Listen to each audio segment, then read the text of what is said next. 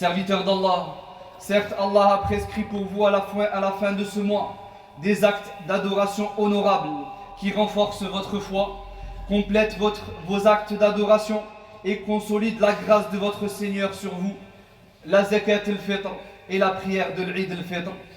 Serviteurs d'Allah, quant à la zakat al-fitr, le messager d'Allah sallallahu alayhi wa sallam l'a institué et a rendu obligatoire zakat al-fitr à hauteur d'un sa' de nourriture. Il est rapporté dans les deux recueils authentiques de hadith d'après Abdullah ibn Umar radiyallahu anhuma qui a dit: le messager d'Allah sallallahu alayhi wa sallam a imposé l'aumône de la zakat al-fitr, un sa' de date ou un sa' d'orge pour le serviteur et l'homme libre, pour les hommes et les femmes, pour les vieux, les personnes âgées et les jeunes parmi les musulmans, et il a ordonné qu'elle soit donnée avant la sortie des gens pour la prière de l'Eid. Et le sa' équivaut à environ entre 2,5 kg et 3 kg de nourriture, serviteur d'Allah.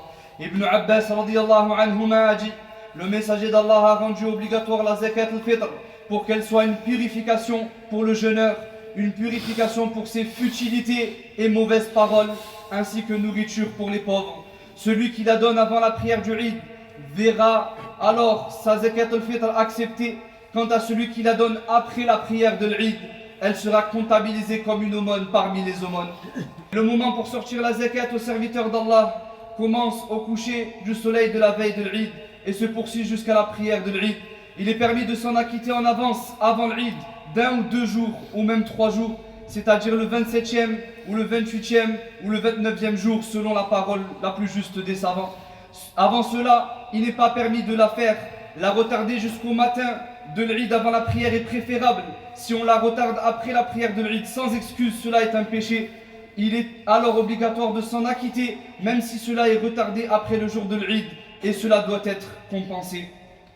Et il n'est pas permis aux serviteurs d'Allah de sortir de l'argent pour la zakat, car cela va à l'encontre de ce qu'a ordonné le messager d'Allah sallallahu alayhi wa sallam pour zakat al-fitr, et cela va à l'encontre de la pratique des compagnons d'Allah radiyallahu anhum. En effet, le fait de sortir de l'argent pour la zakat al-fitr n'était pas connu à son époque, ni à l'époque des compagnons ridwanullahi alayhim, même si l'argent existait à leur époque. Le prophète sallallahu alayhi wa sallam a dit: celui qui fait une action qui n'est pas en accord avec notre religion, elle lui sera rejetée. Et Allah subhanahu wa ta'ala a dit dans le Coran: vous avez dans le messager d'Allah un excellent modèle à suivre pour quiconque espère en Allah et au jour dernier. Et Allah subhanahu wa ta'ala a dit aussi dans le Coran: ce que le messager d'Allah vous donne, prenez-le, et ce qu'il vous interdit, abstenez-vous-en et craignez Allah, car il est dur en punition.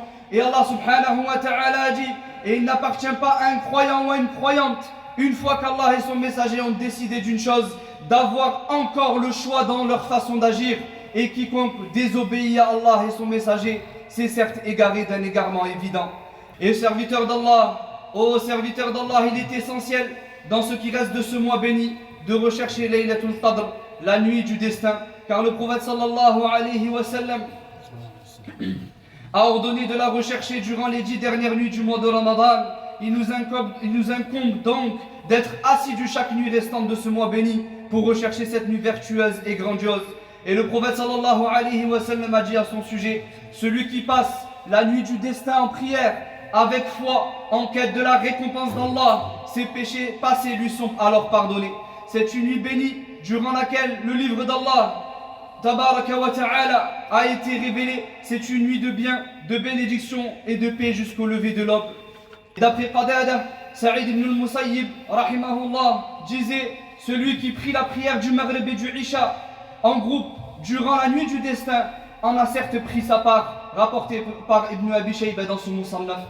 Et l'imam Shafi'i rahimahullah a dit: celui qui assiste à la prière du Isha et à la prière du Subh durant la nuit du destin en a certes pris sa part. Il est donc à noter, serviteur d'Allah, que celui qui accomplit la prière du Isha en groupe durant la nuit du destin, puis prie également la prière du Subh en groupe le lendemain, a certes obtenu la récompense de la nuit en prière entière, comme nous a informé le messager d'Allah sallallahu alayhi wa sallam.